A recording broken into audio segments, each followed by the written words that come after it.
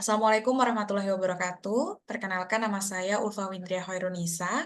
Pada kesempatan kali ini saya akan mempresentasikan terkait rencana tesis saya yang berjudul Perancangan Model Bisnis Multi-Sided Platform Layanan Perjalanan Rohani Easy Umroh. Dimulai dari latar belakang mengapa saya memilih untuk menggunakan topik ini. Seperti yang kita tahu, Islam merupakan agama terbesar kedua di dunia dengan jumlah penganut sekitar 25,8% dari total populasi dunia. Hal ini juga disebutkan oleh Statista pada tahun 2023, dan memang salah satu amalan yang dapat dilakukan oleh umat muslim yaitu beribadah ke tanah suci, baik dengan perjalanan haji maupun umrah. Hal ini tentunya didukung oleh adanya data peningkatan jamaah umroh dan juga haji yang terus meningkat dari tahun ke tahun. Berdasarkan data yang bisa kita lihat di sini, dari 2013 hingga 2018 memang sangat signifikan untuk peningkatan dari tahun ke tahunnya.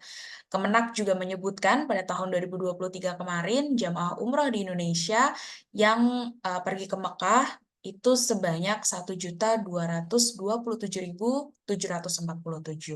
Tapi sayangnya saat ini masih banyak biru umroh yang tidak amanah. Seperti yang kita tahu, di beberapa tahun belakangan ini, pada tahun 2017 adanya kasus penipuan umroh first travel, di mana para jamaah tidak bisa untuk berangkat ke Tanah Suci. Dan ternyata hingga pada tahun 2023, kasus-kasus serupa seperti ini masih sering terjadi di beberapa biru umroh di Indonesia. Kasus seperti ini terjadi karena calon jamaah kurang mendapatkan informasi yang memadai. Berdasarkan data juga dari Kemenak pada tahun 2024, dari total jumlah 2.668 biro umroh di Indonesia, memang belum ada sistem yang terintegrasi untuk membantu calon jamaah dalam menilai dan membandingkan biro umroh dari satu ke yang lainnya. Padahal, jika melihat dari tren pasar digital, agen perjalanan digital merupakan salah satu dari 5 industri yang kedepannya akan memiliki peluang tinggi dalam dunia digitalisasi. Penelitian ini juga didukung oleh data yang diunggah oleh Databox pada tahun 2023, bahwa memang nilai pemesanan pariwisata digital itu diproyeksikan akan terus meningkat, mencapai 128 triliun pada tahun 2023, dan nantinya pada tahun 2027 akan meningkat menjadi 202 triliun rupiah. Dan kita tahu memang saat ini, belakangan ini sedang marak adanya gerakan umroh mandiri atau umroh backpacker yang telah dilakukan oleh banyak jamaah dari Indonesia.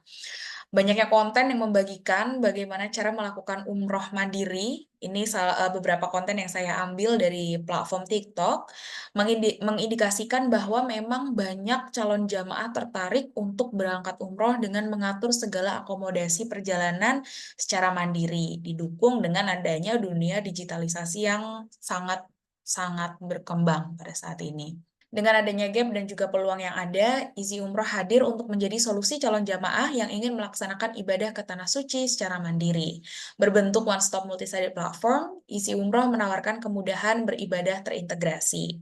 Gambaran singkatnya, Easy Umroh ini hadir seperti halnya Traveloka, Tiket.com, dan berbagai platform pemesanan online lainnya, tetapi memang kami berfokus pada layanan ibadah umroh.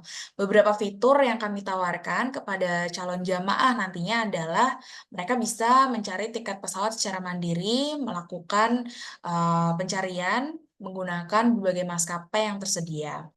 Yang kedua, nanti akan adanya paket tur selama umroh. Di sini kami akan menyediakan biro umroh se-Indonesia yang akan kami daftarkan dan terintegrasi dalam satu aplikasi, sehingga nantinya calon jamaah akan lebih mudah dalam menilai dan membandingkan paket tur selama di Tanah Suci dengan sesuai kebutuhan masing-masing. Yang ketiga, nanti kami akan ada pengurusan visa, asuransi perjalanan, bekerja sama dengan seluruh money changer di Indonesia untuk memudahkan calon jamaah mencari money changer mana yang terdekat dari lokasi mereka. Dan nanti juga akan ada wadah bagi calon jamaah mencari dan juga berbagi informasi seputar ibadah umroh. Dan akan ada layanan 24 jam yang dapat diakses oleh calon jamaah Dan yang terakhir adalah e-commerce, jadi nanti kami akan bekerja sama dengan seluruh UMKM yang menyediakan produk-produk khusus, ibadah haji dan umroh, sehingga nanti calon jamaah akan lebih mudah untuk mencari kebutuhannya di satu aplikasi saja.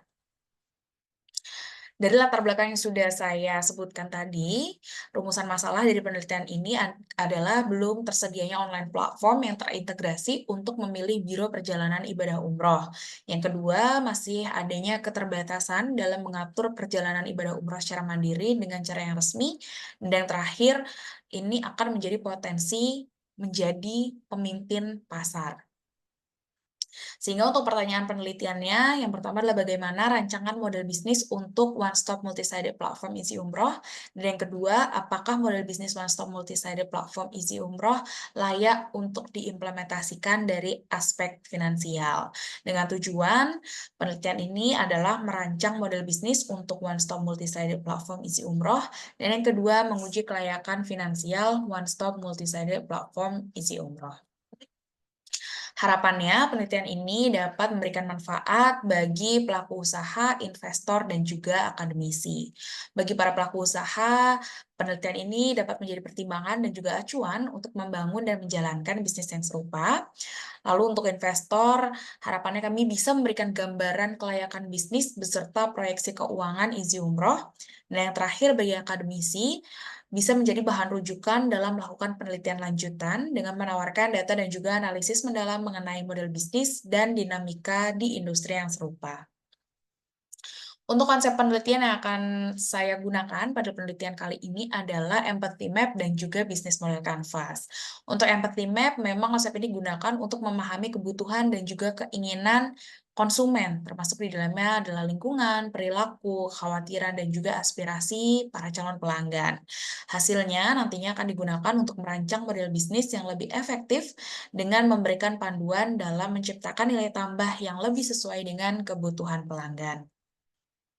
Untuk bisnis model Canvas, akan saya gunakan untuk merancang, menganalisis, dan juga mengelola model bisnis. Hal ini tentunya memudahkan pemahaman bagaimana suatu bisnis dapat menciptakan, menyampaikan, dan menangkap nilai yang dibagi menjadi 9 elemen utama yang membantu perusahaan menggambarkan dan mengembangkan strategi mereka secara komprehensif dan efisien. Lalu untuk metode penelitian yang akan saya gunakan pada tesis saya nantinya adalah metode kualitatif deskriptif yang akan diperkuat dengan analisis kuantitatif.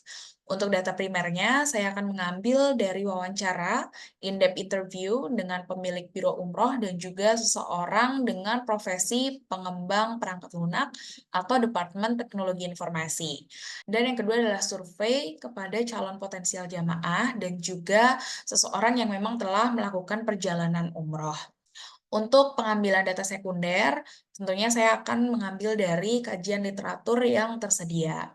Untuk metode analisis data di sini, untuk yang kualitatif adalah berdasarkan wawancara dan juga survei. Lalu untuk yang kuantitatif adalah melalui analisis kelayakan finansial. Ada 3 aspek yang akan saya gunakan di sini. Yang pertama adalah net present value untuk menilai apakah proyek ini akan menghasilkan nilai tambah bagi perusahaan. Yang kedua adalah internal rate of return untuk menghitung tingkat pengembalian proyek diperkirakan akan mencapai titik impas. Dan yang ketiga adalah payback period untuk menilai seberapa cepat suatu proyek dapat menghasilkan pengembalian investasi awalnya. Terima kasih. Wassalamualaikum warahmatullahi wabarakatuh.